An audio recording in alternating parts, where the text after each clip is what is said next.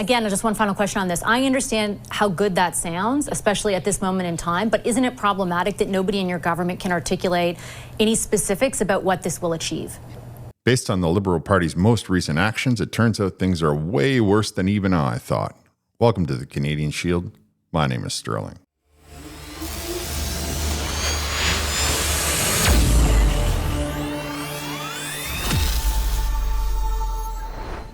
Regular viewers of the Canadian Shield are aware that last week the Liberal government tried to utilize their influence with the Canadian media companies, the entrenched mainstream corporate media, to do a full court press on Pierre Poilievre. You further know that that full court press failed miserably. People are still looking at the budget. Now more and more people are realizing that the Liberal government has not got what it takes to solve the problem, that it's just the same old promises they've been making for 10 years. And I say promises, but the more I look at it, it's just stall tactics. The Liberals must be aware of it themselves, because Mark Carney opened up this week by promising, he made an announcement about how in a couple of days he's going to make an announcement. I mean, that's next level stall tactic. Of course, that announcement about making an announcement was followed by Mark Carney trying to convince everybody on how his budget is going to save Canada almost right away, like he's been saying now for 7 months or so. And Patty Hadju, the Minister of Jobs and Families, think of how important those are in the country. Jobs and families. Well, she went on with Vassy to try to reinforce Mark Carney's announcement, and it was a complete disaster. Vassy shredded her without even trying. That's how frail and how flimsy the Liberal arguments have become. Now, there's a lot to cover in it because she's just kept putting her foot in her mouth left, right, and center. So let's just get right into it. In case I forgot to mention it, Mark Carney's announcement, after he made an announcement to announce something later in the week, he went out into New Brunswick to talk about how he's going to be implementing a Buy Canada from the federal government. And we don't have to get into how it is that our government doesn't buy Canadian in the first place, or cover how if we do have to buy Canadian, we're going to have to be paying a lot of taxes. We'll just ignore that for now. What we want to hear is how MP Hadju came on with Vassy to defend this Buy Canada. And you can appreciate that she went on and on and on, especially when she didn't have a direct answer. Now, I didn't want to torture you with all of that rambling and all of that meandering. So we will give her an opportunity to answer the question. And I think that we are on this channel wise enough to realize that if she has an answer, she'll spit it out right away. And if she doesn't have an answer, then of course we get the word salad that the Liberals are so famous for. But I am a bit lost as to the feasibility of it and the specifics of what your government is hoping to accomplish. To what degree do you think this strategy will insulate us from the economic blows vis-a-vis the United States? Well, I think the intent of the strategy is to help companies that are, providing, whether it's products or services, to have a competitive edge when it comes to federal procurement. So whether it's through crown corporations, departments, or even programs that are funded by the federal government, the opportunity to compete, to be able to get those contracts for Canadian companies, I think needs to be enhanced. The question was, how do you feel that this is going to insulate us from the economic damage that the Liberal government is claiming that the tariffs are causing? And she doesn't seem to have an answer. It just goes on and on and on about word salad. I believe that we need to understand that the Liberal government doesn't have a strategy. And I believe that we further, as Canadians, need to appreciate that if they had a strategy, they would have implemented the strategy 10 years ago. Not talking about it in the 11th hour, and not trying to convince you that now, this time, their plans are going to be, this time it's going to work. Never mind that over the last 10 years, this country has spiraled around the economic collapse. And I do understand the intent, but I think execution, particularly where a government is concerned, is important. So to what degree does your government anticipate what you just spelled out will happen? And by when? Well, I think the Prime Minister is very determined that it will happen. I think that's why it's prominently featured in our budget. And I know that Procurement Canada has been already working through some of the processes to make this happen. The budget formalizes that, and it provides Procurement Canada. Also, it invests in ISED's capacity, the Economic Development Federal Agency, to be able to help small and medium-sized businesses also compete in this space. The intent is to be able to launch the processes this spring. Okay, so on the one hand, she has no idea how much economic impact it's going to save Canadians because she started talking again about small and medium enterprise. And I think that the way that the lockdown happened, we can appreciate that the federal government of Canada, who is a globalist government, who is a Marxist government, has absolutely no love for small and medium enterprise. We can further take from the actions of the Liberal government's behavior during the lockdown that they actively cozy up to large global corporations. However, none of those corporations are staying in Canada. They have all elected to move into the United States to capitalize on the tax breaks that Donald Trump is offering them. And because that leaves Canada with no other opportunity, because we have no internal manufacturing, we are now forced to import all of that product from the United States rather than make it in Canada, which of course is what the Carney government promised us in March and in April, that it was going to be this strong. He made the announcement today, and Minister of Jobs and Families has decided that we are hoping to have the office up and running, to have all the paper clips in place and to maybe get a couple of laptops in there by this spring. So when Mark Carney was pacing up and down the country going how he's going to, catalyze the fastest growth in Canadian blah, blah, blah, blah, blah, I guess what he, in his mind, fast is a year to get started. So that's a bit of that's not what I consider to be fast. I mean, I would have thought that the way Donald Trump is doing it is pretty fast. The way Mark Carney and the Liberal government seem to be doing it is slow as molasses. Now the wheels will really begin to fall off for MP Hadju. Again, though, in an effort to get some specifics, I listened to a very good question, I thought, to the Prime Minister today in New Brunswick, right, from a reporter working locally there who identified the fact that $2 billion worth of forestry products from New Brunswick go to the United States, I believe he said, on something like an annual basis. And the question is, and the question I'd put to you, which I didn't hear an answer from the Prime Minister on, is, so how much does a strategy like that move away? Like, how much are you actually going to change as far as that is concerned? Does this really provide enough of a buttress for the kind of pain that has been inflicted on these vulnerable sectors? Look, I think there's no one silver bullet to protecting Canadian companies. It's not going to be one initiative that's going to protect Canadian companies, but undeniably ensuring that when we do spend federal dollars, which ultimately are Canadians' dollars, that it's spent in the most Canadian way, which is with Canadian businesses, Canadian manufacturers, Canadian businesses. Yes, she said Canadian businesses twice. I think that's because she has no idea what the answer is. And Mark Carney also, as you heard Vassy indicate, didn't answer the question. Now, I will cover the interview or the announcement later. I'm sure I will get plenty of opportunity to listen to Mark Carney try to convince all of us that it's just around the corner. I mean, that's what the Liberal government has been saying for 10 years. What we understand is that New Brunswick sends $2 billion worth of woodworking stuff, whether that be raw timber, whether that be, it's furniture making, who knows, what it could be. I just know that it amounts to about $2 billion for their province. And Mark Carney cannot tell them how much this Buy Canada is going to offset that $2 billion. And I don't believe that the Canadian government probably, unless they were to buy New Brunswick made furniture for this new building that they're making, perhaps, but even $2 billion, that seems a little bit pricey to me. Of course, we know that the Liberal government doesn't have an economic strategy.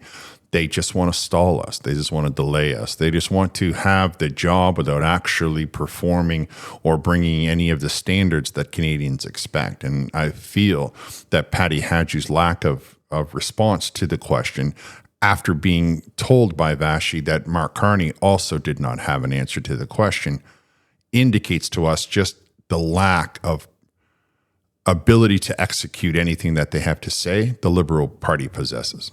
And again, just one final question on this. I understand how good that sounds, especially at this moment in time, but isn't it problematic that nobody in your government can articulate any specifics about what this will achieve? I'm sorry.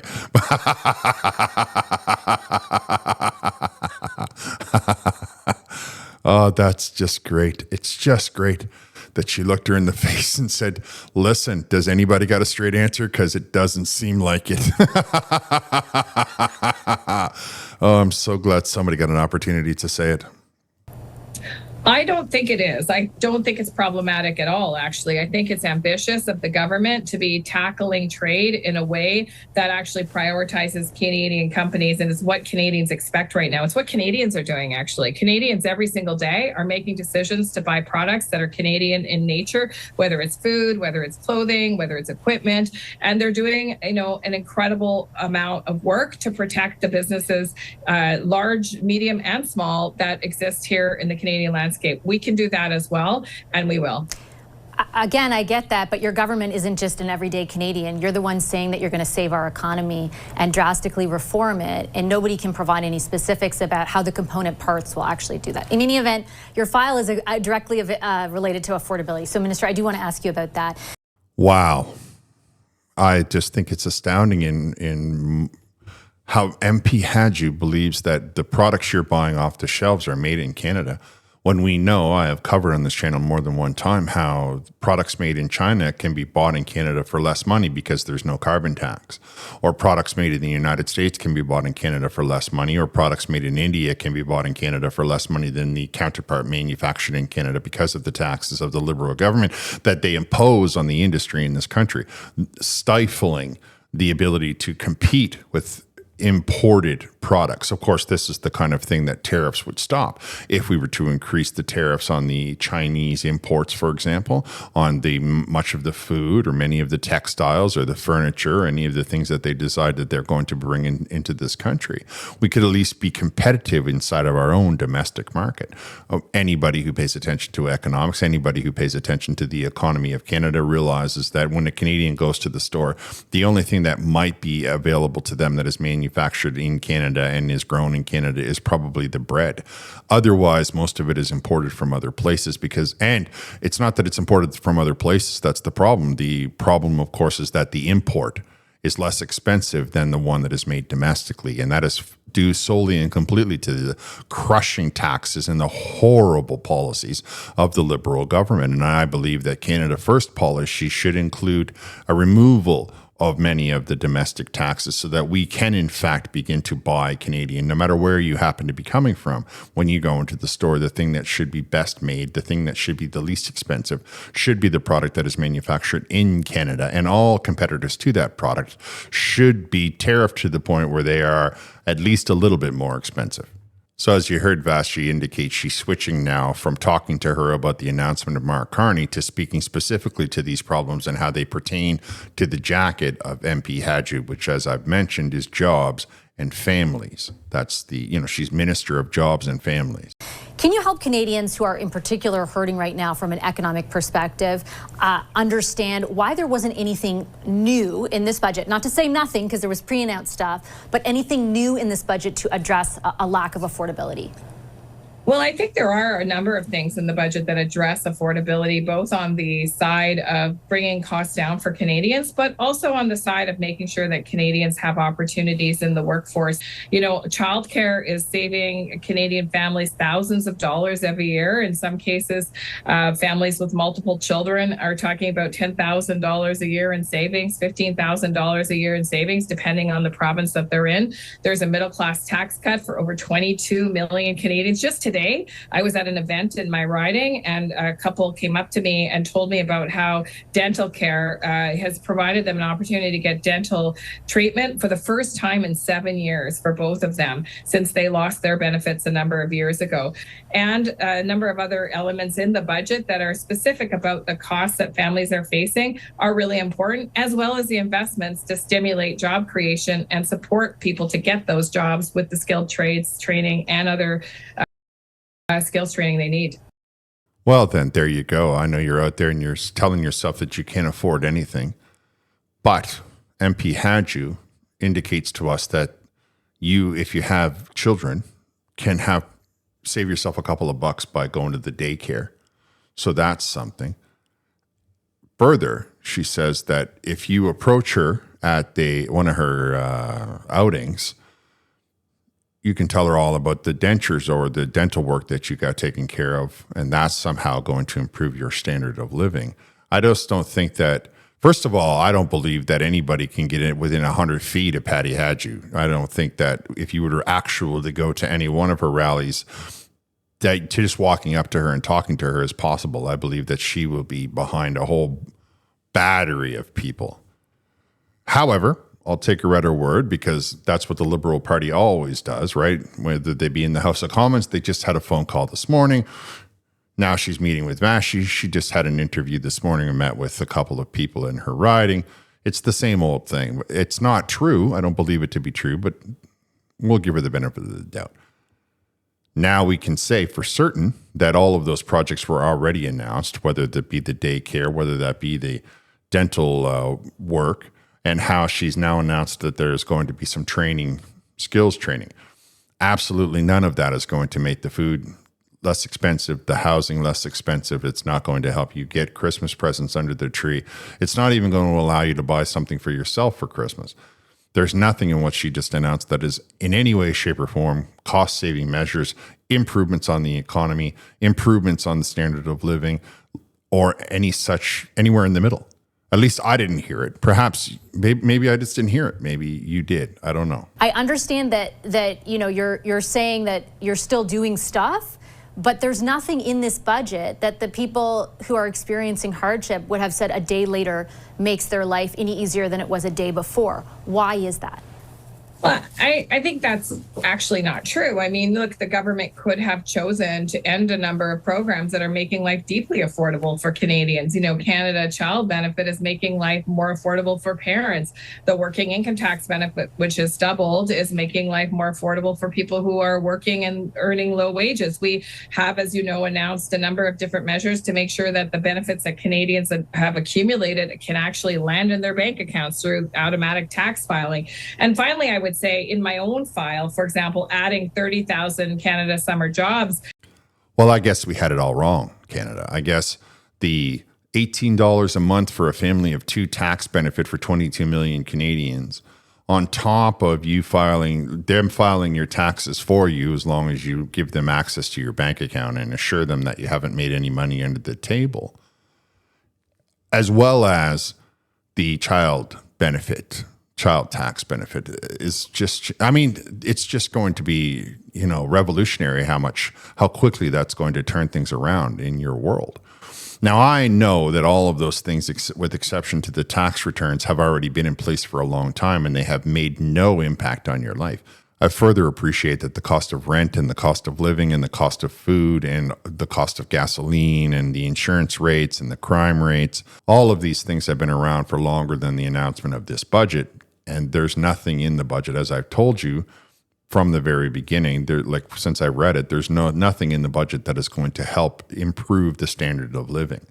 And of course, this is one of the reasons why the Liberal government is so desperate to get an election in the fall, because they know that by the spring, when the NDP is prepared to challenge them again, by that point, this country will be a shambles. The economy will probably have hit a recession, and they won't have the opportunity to get any more seats. Their popularity is already plummeting. Their disapproval rate is near 40%. There's only a little bit of there's like 3% difference between their approval rating and their disapproval rating. MP Hadju highlights the fact that the Liberal government has no answers to the problems that they've created. She further highlights the fact that they don't have any intention to introduce any new ideas.